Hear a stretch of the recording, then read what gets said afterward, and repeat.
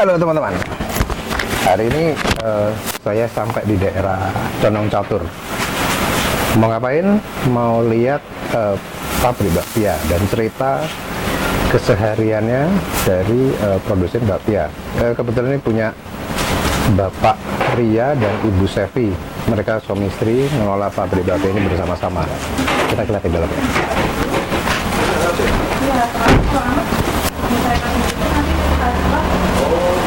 Bun. Halo. Halo, Mas. Halo, apa kabar? Udah lama nggak ketemu. Ini ya, tokonya ini ya? Yoi. Waduh, macam-macam ya. Wah, ini udah banyak beli banyak nih. Kita lihat ke dalam boleh? Boleh. Silakan.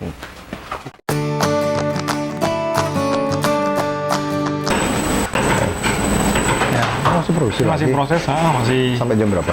sampai paling jam 5 kali ya. Jam 5 baru selesai. Jadi masih jalan, masih. Ini apa isian? Coklat ya? Ini coklat. Nah.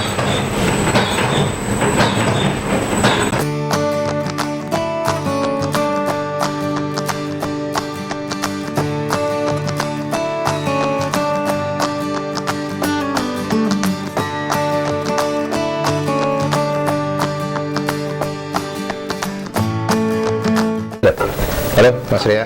Halo. Kabar? Baik. Akhirnya bisa ketemu juga setelah sekian lama.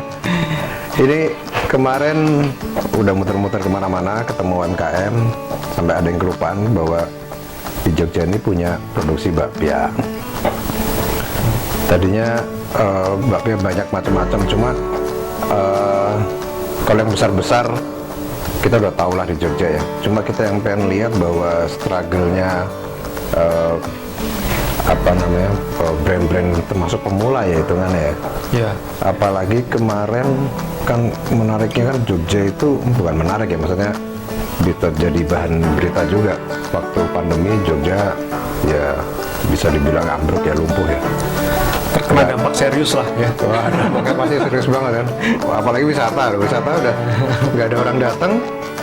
Nah, yang support ke wisata ini dampaknya kerasa banget kan. Transport termasuk yang kulineran, termasuk juga produksi bakpia. Ini kebetulan kan lo handle produk bakpia Citra ya namanya ya. Nah ini nanti boleh dong kita ngobrol-ngobrol, maksudnya nanya awalnya sekian banyak kuliner ada di Jogja kan macam-macam nih. Ada yang sekarang makan rumahan, terus mau mangut, mau apa. Kok milihnya ini bakpia gitu loh. Padahal pemainnya udah banyak loh nih. Iya. Pemainnya banyak gede-gede di Jogja, kita udah tahu lah brand-brandnya macam-macam. Dan kok masih berani masuk ini kenapa? Ceritanya gimana? Ceritanya sebenarnya kalau dibilang kecil ya masih UMKM. Terus mulainya dari mana? Karena sejarahnya dari keluarga juga bikin bakpia. Oh, udah itu. Keluarga bikin bakpia. Terus kemudian kita coba berinovasi lah, ya kan? Okay. Karena kalau misalkan yang bakpia yang dibikin sama keluarga itu kan generic ya, masih yang genre itu yang hijau gitu loh. Oh, yang biasa. Okay. Tradisional produksinya. Sementara semakin kesini orang tuh pengen ada inovasi yang rasa-rasa yang yang lainnya. Dan juga kebutuhannya juga meningkat gitu kan. Jadi nggak bisa dicukupin dari produksi yang dulu ada gitu loh. Akhirnya terus coba bikin sesuatu yang baru lah gitu. Artinya mulai ngeracik resep rasa-rasa yang baru, varian-varian baru. Kemudian ya sampai sekarang sih diterima ya sama masyarakat ya. Oke. Jadi kalau misalkan ya sekali lagi kenapa milih bakpia ya karena sudah kebisaannya sudah terbangun dari sananya dari awal gitu. Jadi bikin yang lain ya nanti sambil berkembang pasti akan ketemu lah produk-produk lainnya. Gitu. Selama ini produk rasanya apa John? Ada gini, yang utama tuh kacang hijau, ya kan? Originalnya Kacang hijau, ya? originalnya kacang hijau.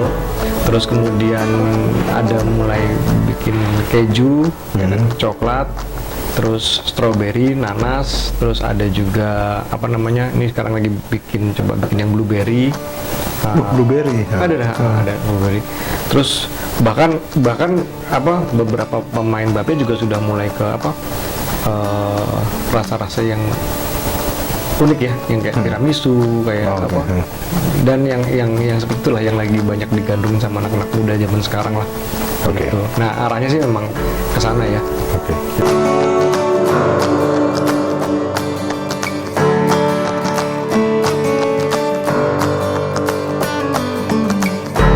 Oke, Mas Ria, ini kan tiap brand kan punya rasanya nih, ada kacang hijau, keju, coklat, dan lain-lain itu ya. Karena saya sama. Nah, yang ditingkatin lebih varian apanya nih? Sebenarnya ingredient apa bukan cuma rasanya aja, varian rasanya, tapi juga lebih ke apa ingredientsnya ya. Oh, ingredientsnya? Ya, ingredientsnya juga dimodifikasi juga. Jadi kalau misalkan dulu kita taunya bakpia basah, bakpia kering, kalau ini kita coba bikin yang teksturnya lebih lembut gitu loh. Jadi Lembut dalamnya? Iya, isiannya lebih lembut. Jadi Kalau luarnya itu ikut yang mana nih? Kering apa yang jadinya ikut yang basah. ikut yang basah? Lembut Karena ya? lebih karena banyak diterima sama masyarakat, sama konsumen itu yang Iya, sekarang yang basah itu ya. gitu kan. Jadi basah. ingredientsnya yang dimodifikasi gitu loh.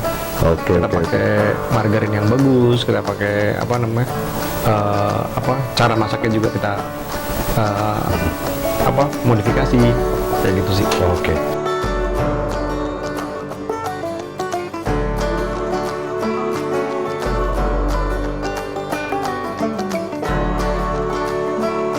Ya, teman-teman boleh lihat ini. Ini packagingnya ini nggak main-main, maksudnya lebih kelihatan mewah. Jadi kalau apa buat oleh-oleh, ini benar-benar nggak malu-maluin. Saya bisa bilang ini istimewa. Tapi ini mas, isinya saya pengen tahu nih. Luarnya udah keren nih, luarnya istimewa, luarnya mewah. Saya pengen tahu isinya untuk bahan-bahan yang dipakai. Kalau isi ya, maksudnya produk dari yang kita buat, yang saya buat ini memang berbeda ya dari kebanyakan teman-teman yang produksi bakpia. Iya. Kan? Jadi bahannya dari setiap kelasnya itu saya pilih yang terbaik lah. Gitu. Saya bilang terbaik kenapa? Karena apa namanya dengan sentuhan pengolahan yang sedikit berbeda, dia menghasilkan tekstur yang lebih lembut, entah itu di isiannya maupun di kulitnya. Banyak konsumen selalu punya preferensinya atau lebih seneng yang lebih lembut isiannya maupun kulitnya. Oke. Prosesnya juga berbeda. Prosesnya gimana? Kalau kebanyakan itu tidak ada proses dimasak, kalau kita dimasak dulu isiannya. Jadi itu bikin isiannya lebih lembut jadinya. Karena proses masak-masak itu, itu nambah lembutnya, rasanya. Dan itu bikin produk jadi lebih awet. Lebih awet. Karena kan sudah matang sebelum di oven, bukan? Oke. Jadi dia proses pematangannya 2 kali. Oke. Gitu. Berarti kalau misalkan nih, udah dimasak lebih awet. Ini, sorry, boleh naik. Ini berarti pakai pengawet nggak?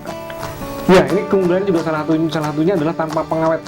Gini. Tanpa pengawet. Nah, karena gula, kemudian minyak yang kita gunakan itu juga berfungsi sebagai pengawet alami. Gitu. Jadi tanpa bahan pengawet apapun. Oke. Nah, terus ini berarti udah cocok ya, luarnya istimewa, dalamnya pun juga istimewa, nggak ragu-ragu pokoknya ya. Istimewa, pastinya istimewa. Oke. Kan?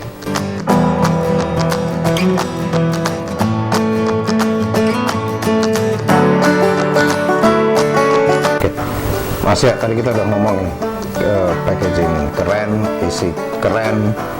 Terus sekarang kalau ini pemasarannya, nanti pembeli nyari produknya kemana nih? Kalau kita gampang banget ya.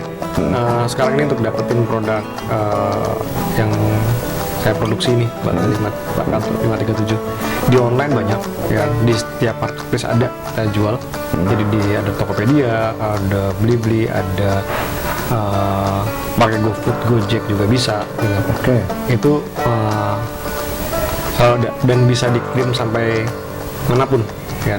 Jadi ya seperti orang-orang beli online lah kan, itu yang pertama. Yang kedua, pemasarannya kita masukin juga ke banyak toko oleh-oleh di kota Jogja gitu. Dan juga beberapa kota di sekitar Jogja itu kita masukin, dan responnya memang sangat bagus ya responnya untuk produk ini, karena memang ya sekali lagi packagingnya kita buat berbeda, lebih baik ya. Kemudian isinya juga istimewa gitu, dibanding Apalagi tadi ya daya tahannya lebih bagus ya, ngirim harusnya jauh lebih safe ya. Ya, lebih aman buat konsumen, dan konsumen juga memang banyak berminat ke produk-produk yang seperti itu sekarang ini gitu. Kalau sekarang itu apa disupport berapa kalau boleh tahu manpowernya? Kalau manpower sekarang ini ada berapa ya, sekitar ya 15-20 tergantung, 15-20 orang tergantung ini ya, tergantung produksinya. Ya, Produksinya. Nah, biasanya weekend kita akan banyak ya kan. Kalau misalkan musim liburan juga itu pasti lebih banyak. Ya. Itu tergantung memang. Tapi kurang lebih segitu sih. Kurang lebih segitu untuk handle sekian banyak produksinya ya. Kita kan sudah dibantu sama mesin-mesin juga ya. Jadi pekerjaannya juga kita bersinergi dengan mesin juga kan ya. Jadi lebih mudah mengerjakan sesuatu zaman sekarang ini. Oke. Ini aku mau nanya nih, ini lebih sorry nih, mungkin agak sensitif. Sebelum dan sesudah pandemi, ada perbedaan apa di industri ini? Iya, pandemi itu kita terdampak banget ya. Dan saya rasa semua industri atau usaha yang apalagi di Jogja ya, yang terkait dengan wisata itu langsung kena. Di masa pandemi itu kita hampir turun tuh hampir 90%. 90%? Jauh banget, jauh. Ya kan, karena lockdown itu kan bikin orang nggak bisa, Iya sih. nggak bisa kemana-mana kan ya. Nggak bisa Akhirnya kemana-mana. nggak bisa melakukan perjalanan ya kan. Iya. Terus juga orang nggak boleh bekerja. Padahal ini kan termasuk industri yang padat karya juga ya. Iya.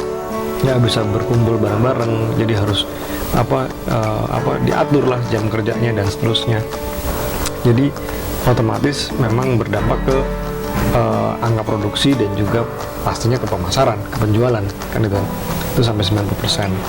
Terus kemudian ya tenaga manpower, tenaga kerja juga terpaksa saat pandemi itu kita harus kurangi beberapa. Itu ya memang menyedihkan, tapi sebisa mungkin kita mempertahankan untuk tetap produksi setiap hari. Tetap produksi meskipun turun 90%. Nah, tapi pertanyaannya apa yang diproduksi kan gitu ya kan? Iya. Nah, akhirnya inilah gini sisi positifnya gitu. Akhirnya muncul produk-produk lainnya yang baru, yang justru malah hadir di saat pandemi. Ya, contohnya kayak kumis ini. Kan? Nah, ini ya produk di saat pandemi. Ada roti manis yang kita juga Kalau ini apa nih? Nastar ya? Nastar, Kastengel dan Betul. malahan produk barunya 3 itu ya? Yes. Itu sorry saya potong. Itu concernnya berarti produksi terus 90%, tidak mengusahakan tidak layoff manpower, tapi justru berkreasi bikin produk baru. Betul. Karena gini saya ngeliat gini, sebenarnya untuk bikin produk-produk ini tuh sebenarnya bahan-bahan dan peralatannya relatif hampir sama gitu loh. Ya kan, mixer ada, ya kan, oven ada, ya, terus kemudian ya paling beberapa peralatan tambahan tapi nggak signifikan. Itu bisa maksudnya saya adakan saat pandemi supaya karyawan itu tetap ada yang dikerjakan kan? Dan mereka tidak nganggur. Yes, karena beberapa kan juga saya minta untuk untuk libur sementara, mereka yang keberatan. Kan? Itu yang kadang-kadang kita sebagai orang usaha dilemanya seperti itu ya.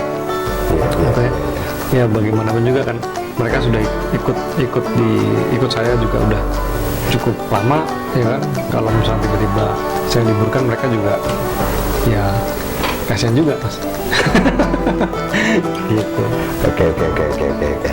Jadi buat teman-teman yang sedang berlibur ke Jogja, jangan lupa untuk beli bakpia Citra 537 bisa didapatkan di marketplace atau toko oleh-oleh di Jogja. Istimewa dan cocok buat saudara dan handai taulan.